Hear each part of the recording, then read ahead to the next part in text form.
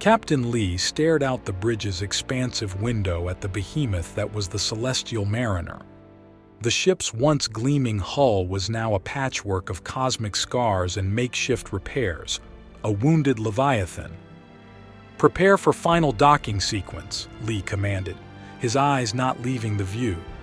The crew around him moved with swift precision, each well aware that this was not routine, it was a farewell. The Celestial Mariner, a relic of the old Earth's fleet, would be decommissioned after centuries of service. Her final resting place would be a graveyard orbit around a forgotten moon, where ships go to rest in silence and darkness. "Engaging thrusters," the pilot announced, the ship trembling slightly. As they drew closer, the details of the Mariner came into focus.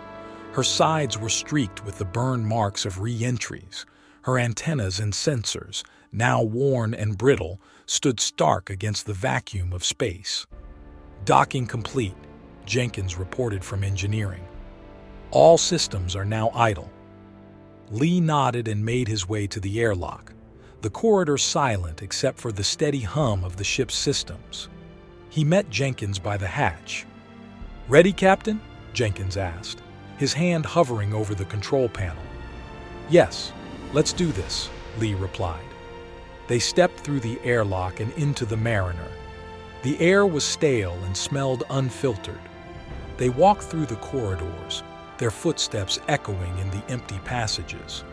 Every room told a story of decades-long voyages, battles fought, and distant worlds charted. "This was my first command," Lee said as they entered the bridge. The bridge was bathed in the light of a distant sun, dust motes dancing in the beams. "It's hard to say goodbye," Jenkins said, looking around at the aging consoles. "It's never just a ship, is it?"